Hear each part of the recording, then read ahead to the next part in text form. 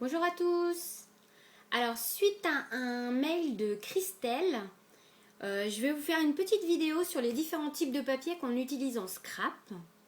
Et en même temps, je vous dirai les basiques qui, à mon sens, sont indispensables pour pouvoir bien scraper. Voilà, donc je vais commencer par le plus simple. Le plus simple, c'est le cardstock uni, qu'on appelle communément Basile, même si c'est une marque, hein, parce qu'il y en a d'autres qui le font. On a également du Mahé. Je me demande si Rayeur en fait pas, peut-être un petit peu moins épais. Donc ce sont des papiers à peu près de 250 grammes qu'on utilise en fond de page pour faire des couvertures de mini-albums et des pages de mini. Donc la différence avec un papier classique, c'est que si vous regardez bien, il y a une face qui n'est pas plate, comment dire, qui est légèrement granuleuse en fait. Voilà. Il y a comme un relief, un dessin dessus. Donc voilà. Donc c'est vrai que là pour tamponner, ça rend pas super quand même. Voilà, c'est pas un très beau rendu, mais ça reste un indispensable à avoir dans sa scrap room, le Basile ou cardstock uni. Ensuite, il existe des cardstock style Basile, parce que là c'est un Basile, avec plus de relief, embossé. Donc là, avec des petits pois, il en existe embossé avec des feuilles, embossé faux bois. Donc ça, c'est très très sympa. Ça fait des magnifiques couvertures d'albums. Donc moi, j'aime beaucoup. Voilà. Ensuite, vous avez pour également faire des couvertures, ce qu'on appelle du Sky Vertex. Ça fait un aspect lézard en fait. Est-ce que vous voyez bien? Je le mets dans le bon sens, comme ça. Donc c'est, ça fait aspect peau de serpent, crocodile. Donc là c'est plus pour recouvrir les pages de mini, pas les pages, les couvertures de mini-albums. Et c'est un rendu vraiment très classe. Très très classe. Vous avez des papiers recouverts de tissu, donc un tissé. Là encore, c'est pour faire des couvertures, pour recouvrir des couvertures d'albums, pour donner un côté très propre, toujours très classe. Donc voilà, ça se présente sous la forme de papier plutôt A4 là. Donc moi, je remplace très souvent le cardstock blanc par du papier 250 grammes que j'achète en grosses ramettes. Et j'utilise ça beaucoup pour mes découpes, pour faire des fonds de page que j'encre. Vraiment, c'est vraiment indispensable parce que vous faites de grosses économies par rapport à un Basile classique blanc. D'ailleurs, je crois que j'en ai même plus de Basile blanc parce que ça revient beaucoup trop cher. Donc je vous conseille du 250 grammes. Après vous pouvez en prendre une autre épaisseur en plus, mais le 250 c'est vraiment super. On peut faire des couvertures de mini, des pages de mini. Donc voilà, indispensable. Autre indispensable à mon goût, le papier craft que moi j'achète également en petit paquet. Donc là je l'ai acheté sur la compagnie du craft. Il en existe plusieurs sortes. Donc là je ne sais pas si vous voyez, donc celui-là est relativement fin puisqu'il fait 120 grammes et il est rainuré. Voilà les petites rainures en fait. Voilà, il en existe plusieurs sortes et plusieurs épaisseurs. Donc indispensable dans la scrap room pour faire des embellissements, des fonds de page, des couvertures. Vraiment c'est un basique. Ensuite, le vieux livre que vous récupérez dans les brocantes. Moi je suis allée chez Emmaüs aussi. Donc les pages de livres pour faire des embellissements, pour utiliser comme papier sous vos photos, à ancrer. Vraiment, c'est super, c'est très important, surtout quand on aime le shabby et le vintage. Donc ça, à avoir aussi dans sa scrap room. En plus, ça coûte pas grand chose et ça fait son petit effet. Plus difficile à trouver, le papier partition, note de musique. Donc ça aussi, moi j'adore. Donc ça donne un petit côté ancien quand même à vos pages. On l'utilise comme les pages de livres. Mais enfin moi je sais que j'aime beaucoup ça pour les pages pour Noël, enfin les mini aussi de Noël. Voilà, et tout ce qui est photo ancienne. Ou dès que j'ai envie de donner un petit côté shabby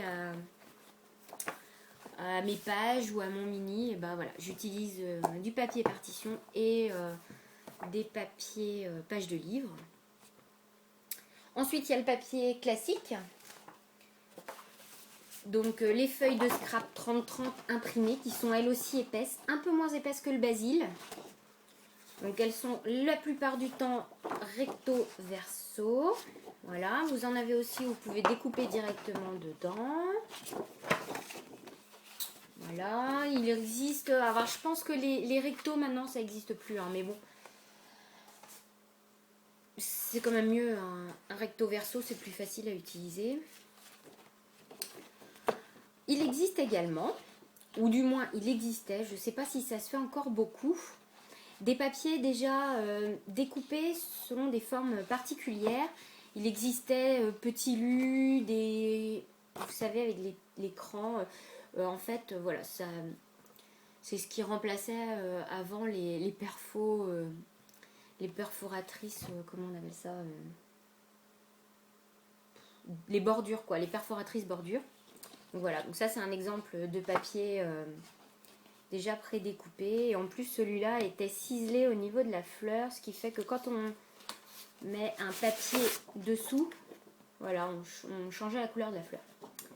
Donc ça, moi j'aime beaucoup parce qu'en fait c'est très facile à utiliser. On met une photo, quelques embellissements et votre page est très rapidement faite et ça rend super bien. Alors, vous avez également le papier aquarelle qu'on trouve en bloc, comme ça. Donc, c'est un papier un peu comme le cardstock qui est en relief et qui va boire en fait votre encre. Et vous voyez, vous pouvez faire des fonds super sympas, utiliser vos encres.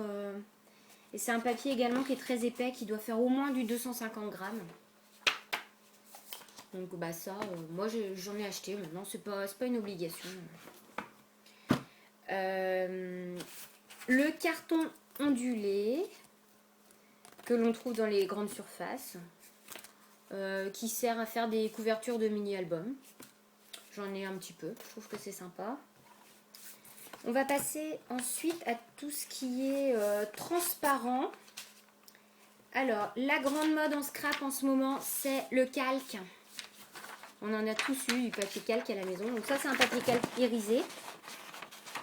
Donc là, on peut faire pas mal de choses, s'en servir comme papier.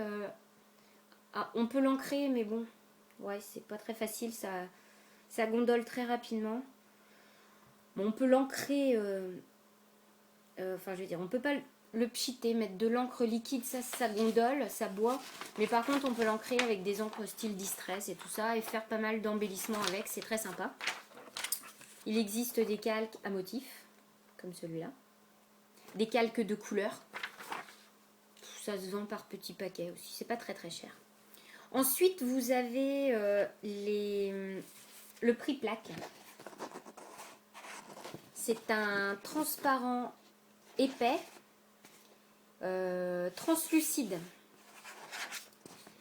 Alors ça, il y a une boutique, c'est Laura Pack, qui fait essentiellement ce genre de choses. Donc des prix plaques et tout ça. Moi personnellement, j'ai trouvé sur internet un autre site qui vendait du papier transparent, je sais plus comment ils appellent ça, un papier translucide peut-être, plastique. Et je me suis acheté des très grandes plaques, je sais plus, peut-être 60 par 40. Et moi je découpe dedans les morceaux que je veux pour faire des pages d'album. Ou à mettre par-dessus une couverture. Moi j'aime beaucoup. Donc ça c'est sympa, maintenant c'est pas un indispensable.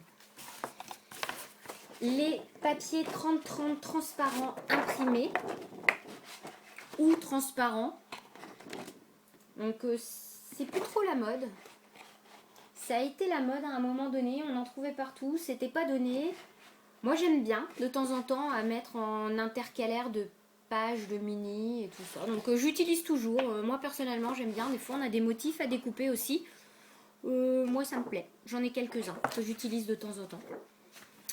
Vous avez les papiers transparents pour rétroprojecteur qui vous permet sur la page, sur le côté granuleux d'imprimer ce que vous voulez dessus, des titres et des embellissements. Donc, là c'était un tampon, mais voilà ce que ça peut donner par exemple. Et puis vous découpez, vous collez ça sur votre page. Donc c'est très sympa. Moi j'en ai aussi, j'en utilise régulièrement. Et on peut tamponner aussi dessus. Sur la phase rugueuse plutôt. Voilà. Alors, j'en ai encore à vous montrer. Juste un petit mot rapide. Vous avez tout ce qui est page de cahier. C'est très à la mode ça aussi. C'est un peu fin, mais c'est très sympa. Donc cahier petits carreaux, gros carreaux, tout ce qu'on peut récupérer avec les enfants. Le papier millimétré aussi, c'est sympa. Voilà. Bon, je pense que j'en oublie. Ensuite, alors ça c'est une sorte de papier légèrement plastifié pour jet d'encre, c'est marqué derrière. J'imprime dessus et c'est autocollant. Donc là c'est translucide, le résultat c'est pas transparent. Mais bon, c'est sympa aussi quand voilà, je veux imprimer et pas me prendre la tête pour coller. Parce que si vous imprimez là-dessus, enfin sur du transparent comme ça, pour le coller ensuite, votre embellissement, et ben c'est pas gagné. Faut utiliser vraiment une colle liquide, transparente ou du glossy, mais ça colle pas toujours super bien. Des points de colle transparents, mais au final je trouve que ça finit toujours par se voir. Donc bon, faut faire des petits tests. Et ensuite, vous avez tout ce qui est Venilia. Donc ça, moi j'aime bien. C'est autocollant. Je vous en ai déjà parlé dans des vidéos précédentes. Donc là, vous avez aspect bois par exemple. Et mon chouchou, le métal. Celui-là, c'est un métal granuleux. Donc c'est vraiment super sympa. Je fais toutes mes découpes là-dedans. Je peux l'utiliser en reliure de mini-album. Non, vraiment, c'est vraiment génial. Alors là, c'est pas du papier.